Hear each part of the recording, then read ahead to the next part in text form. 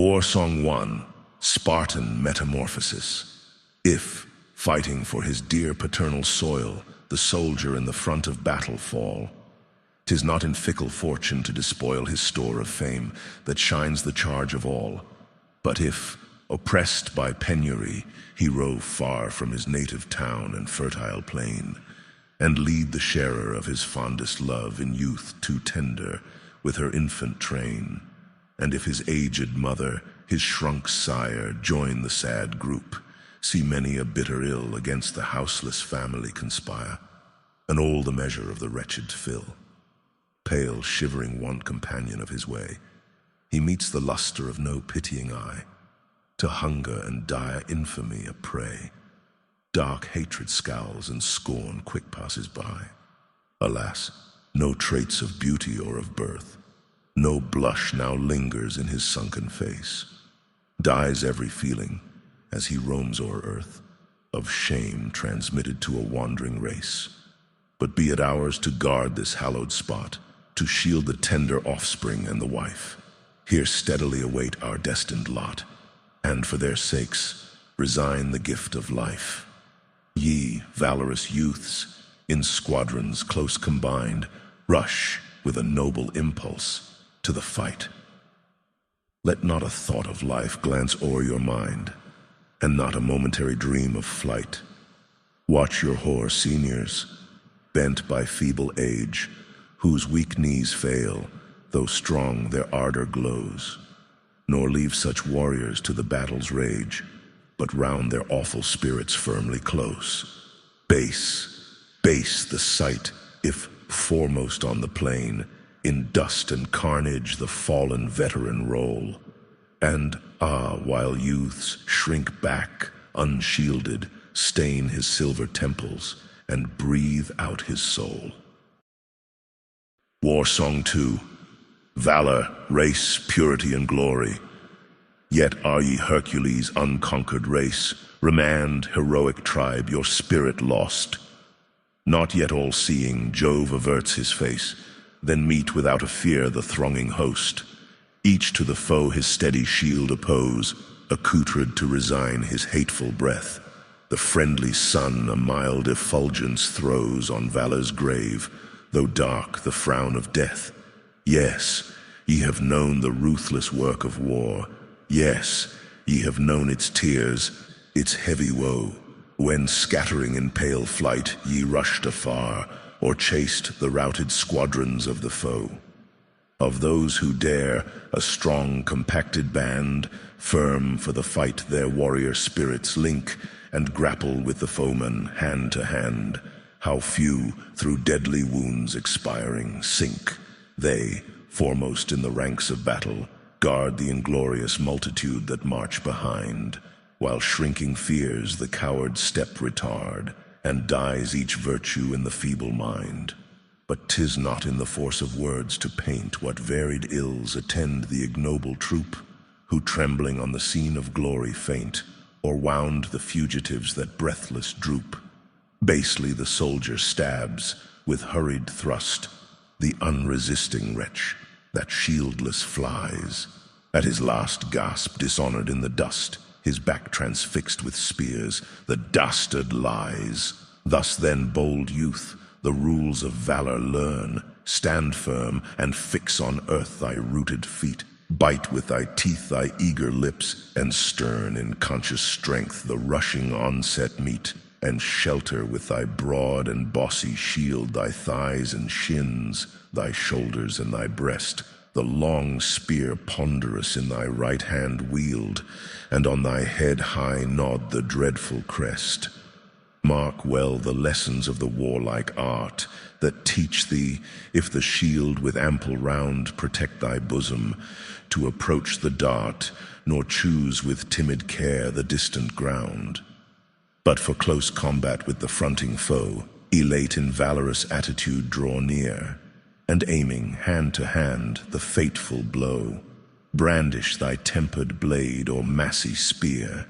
Yes, for the rage of stubborn grapples steeled, grasp the sword's hilt and couch the long-beat lance.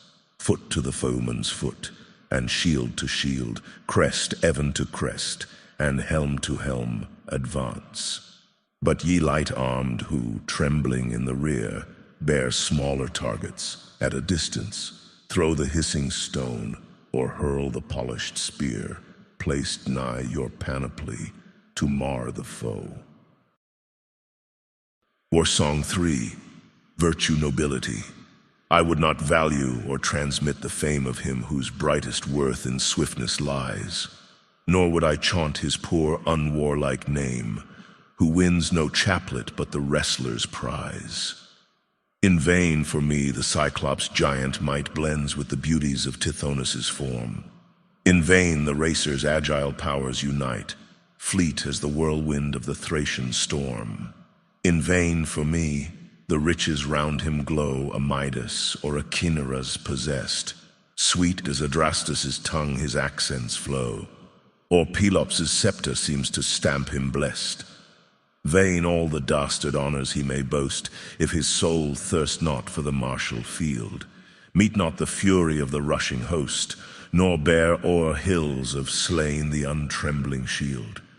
This is virtue, this the noblest meed that can adorn our youth with fadeless rays, while all the perils of the adventurous deed the new-strung vigor of the state repays.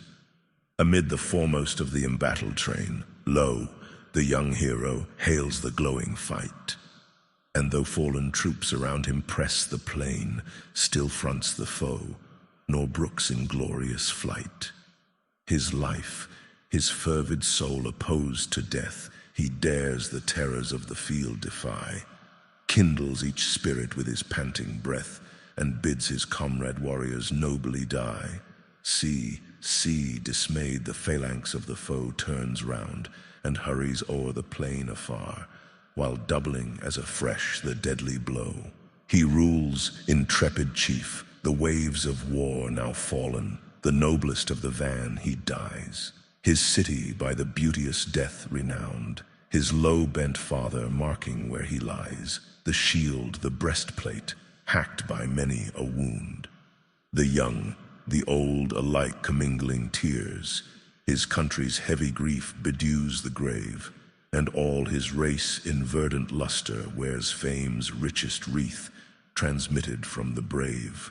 Though mixed with earth, the perishable clay, his name shall live, while glory loves to tell, true to his country, how he won the day, how firm the hero stood, how calm he fell. But if he 'scape the doom of death, the doom to long, long dreary slumbers, he returns, while trophies flash, and victor laurels bloom, and all the splendor of the triumph burns. The old, the young caress him and adore, and with the city's love, through life repaid, he sees each comfort that endears in store till the last hour he sinks to Pluto's shade.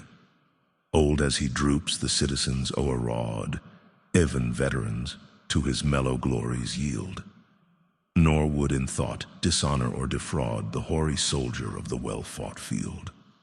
Be yours to reach such eminence of fame, to gain such heights of virtue nobly dare, my youths, and mid the fervor of acclaim, press to glory, nor remit the war. War Song IV, Rouse Spartan. Rouse, rouse, my youths, the chain of torpor break, spurn idle rest, and couch the glittering lance. What? Does not shame with blushes stain your cheek quick mantling, as ye catch the warrior's glance? Ignoble youths, say, when shall valor's flame burn in each breast?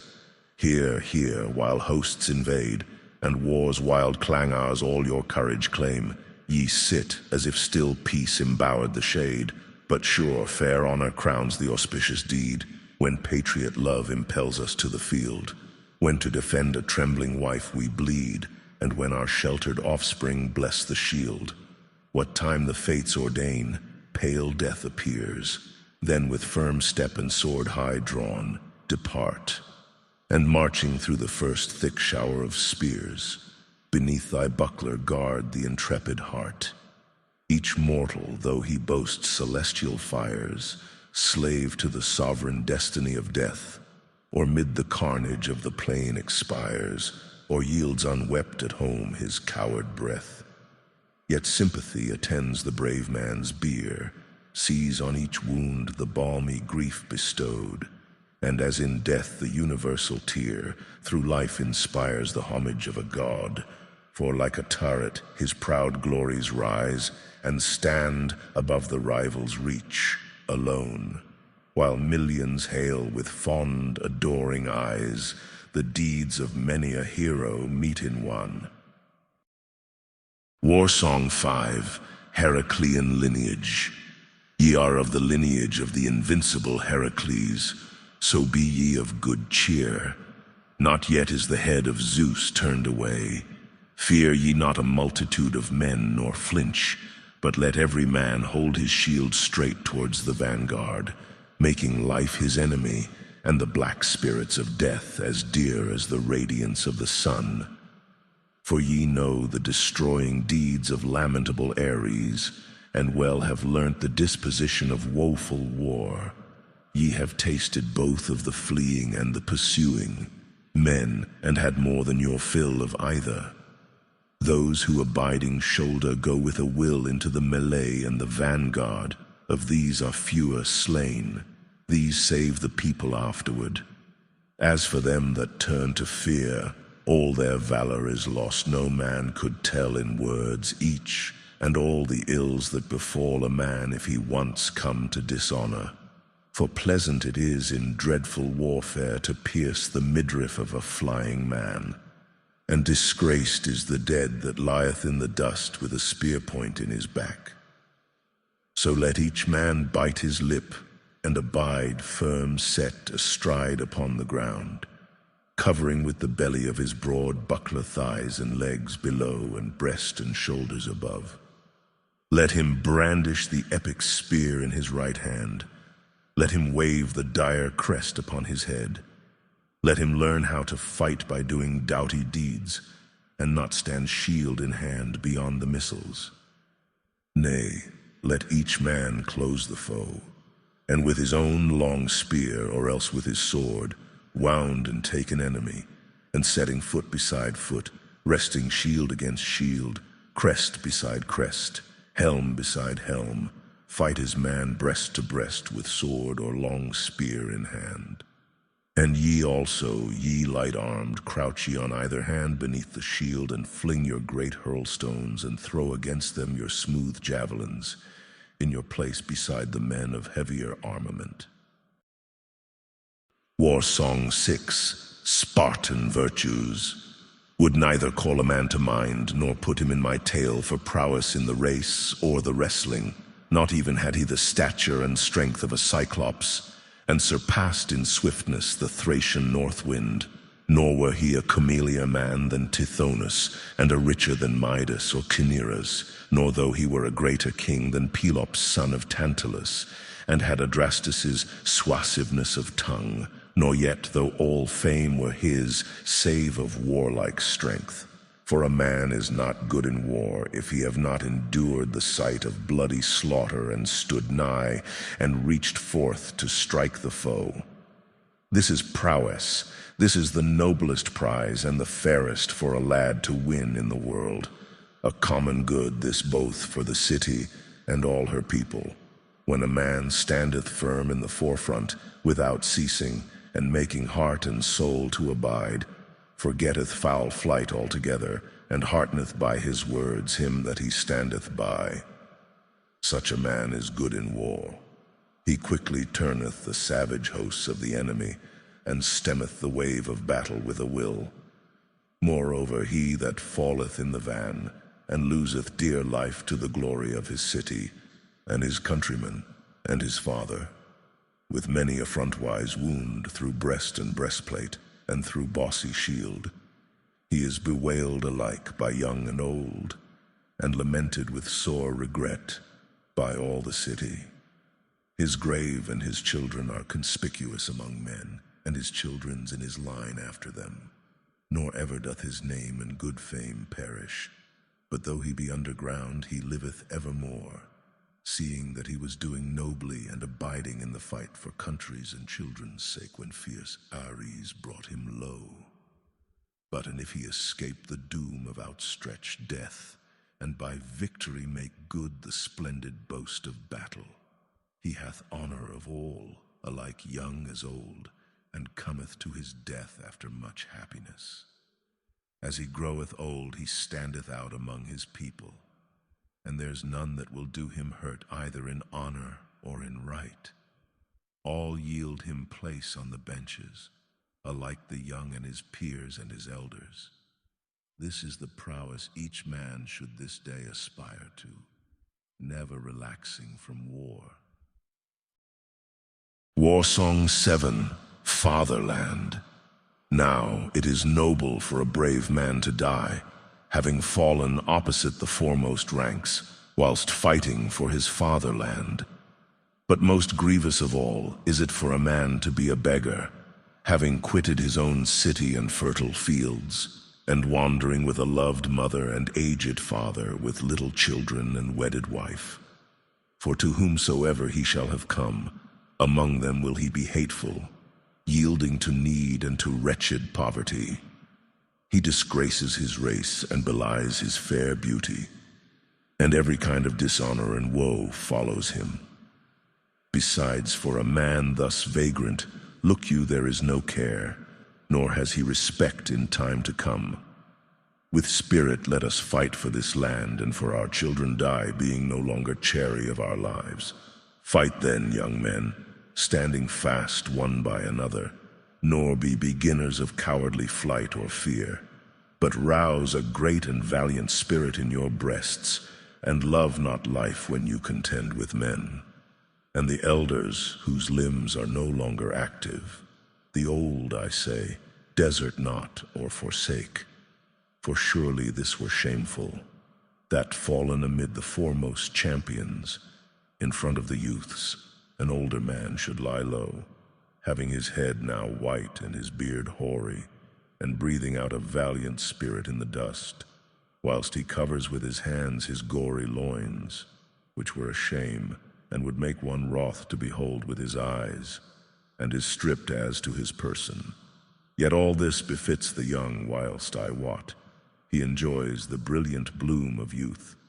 To mortal men and women he is lovely to look upon whilst he lives, and noble when he has fallen in the foremost ranks.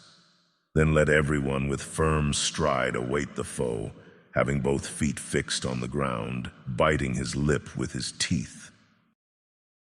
War Song VIII, Call to Heroic Action. How long lie ye inactive? When will ye have a brave spirit, young men? And are ye not ashamed of the dwellers all around, since ye dally thus exceedingly? For ye think ye sit secure in peace, yet war possesses the whole land. And let a man, as he dies, discharge his javelin for the last time. For it is both honorable and noble for a man to fight for land, and children, and wedded wife, with his foes, and death will come at some time, whensoever in truth the fates shall have allotted. But let everyone, having lifted aloft his lance, and gathered up his stout heart under his shield, go right forward, when the battle first is joined. For it is not fated by any means that a man should escape death at least. No, not though he be by family of immortal ancestry. Often he comes forth, after having escaped battle strife and din of javelins, and in his home fated death found him. Now the latter is not in like manner a friend to the commonalty, nor regretted by them, whilst the former, the brave man, small and great bewail, if aught shall have happened to him. For the whole people together regrets a stout-hearted hero when he dies, and living he is worthy of the demigods, for they behold him with their eyes even as a tower, since, though single-handed, he performs deeds worth those of many. War Song IX, To the Soldier After a Defeat. Now since you are the seed of Heracles, the invincible courage Zeus has not yet turned away from us. Do not fear the multitude of their men, nor run away from them. For each man should bear his shield straight at the foremost ranks, and make his heart a thing that hates life, and hold the black flying spirits of death as dear as he holds the flashes of the sun. You know what havoc is the work of the painful war god. You have learned well how things go in exhausting war, for you have been with those who ran and with the pursuers. O young men, you have had as much of both as you want. Those who, standing their ground and closing their ranks together, endure the onset at close quarters and fight in the front. They lose fewer men. They also protect the army behind them. Once they flinch, the spirit of the whole army falls apart, and no man could count over and tell all the number of evils, all that come to a man once he gives way to disgrace. For once a man reverses and runs in terror of battle, he offers his back, a tempting mark to spear from behind, and it is a shameful sight when a dead man lies there in the dust, driven through from behind by the stroke of an enemy spear. No, let him take a wide stance and stand up strongly against them, digging both his heels into the ground, biting his lip with his teeth, covering thigh and leg beneath, his chest and his shoulders under the hollowed-out protection of his broad shield, while in his right hand he brandishes the powerful war spear and shakes terribly the crest high above his helm. Our men should be disciplined in the work of the heavy fighter, and not stand out from the missiles when he carries a shield, but go right up and fight at close quarters and with his long spear or short sword thrust home and strike his enemy down. Let him fight toe to toe and shield against shield, hard driven, crest against crest, and helmet on helmet, crest against crest. Let him close hard and fight it out with his opposite foe, holding tight the hilt of his sword or his long spear. And you, O light-armored fighters, from shield to shield of your fellows, dodge for protection, and keep steadily throwing great stones, and keep on pelting the enemy with your javelins. Only remember always to stand near your own heavy-armored men. War Song X. A hero's life and a hero's death. I would not see anything for a man, nor take account of him for any speed of his feet, or a wrestling skill he might have. Not if he had the size of a cyclops, and the strength to go with it. Not if he could outrun Boreas, the north wind of Thrace. Not if he were more handsome and gracefully formed than Tights honest, or had more riches than might his head, or a Kairos. Not if he were more of a king than Tantalate Pelops, or had the power of speech and persuasion addressed his head. Not if he had all these splendors except for a fighting spirit, for no man ever proves himself a good man in war, unless he can endure to face the blood in the slaughter, go close against the enemy, and fight with his hands. Here is courage, man's finest possession. Here is the noblest prize that a young man can endeavor to win. And it is a good thing his city and all his people share with him. When a man plants his feet and stands in the foremost spears, relentlessly, all thought of foul flight completely forgotten, and has well trained his heart to be steadfast and to endure, and with words encourages the man who is stationed beside him. Here is a man who proves himself to be valiant in war. With a sudden rush he turns to fight the rugged battalions of the enemy, and sustains the beating waves of assault. And he who so falls among the champions and loses his sweet life, so blessing with honor his city, his father, and all his people, with wounds in his chest, where the spear that he was facing has transfixed the massive guard of his shield and gone through his breastplate as well. Why, such a man is lamented, like by the young and by the old, and all his city goes into mourning and grieves his loss. His tomb is conspicuous among men, and all his children are as well. and his children's children, and afterwards all the race that is his. His shining glory is never forgotten. His name is remembered, and he becomes an immortal, though he lies under the ground. When one who was a brave man has been killed by the furious war god, standing his ground and fighting hard for his children and for his land. But if he escapes the doom of death, the destroyer of bodies, and wins his battle and bright renown for the work of his spear, all men give place to him, like the young and the old, and much joy comes his way before he goes down to the dead, aging. He has reputation among his citizens. No one tries to interfere with his honors or all he deserves. All men withdraw before his presence and yield their seats to him, the young, the men of his age, and even those older than he. Thus, a man should endeavor to reach this high place of courage with all his heart, and so trying, never be backward in war.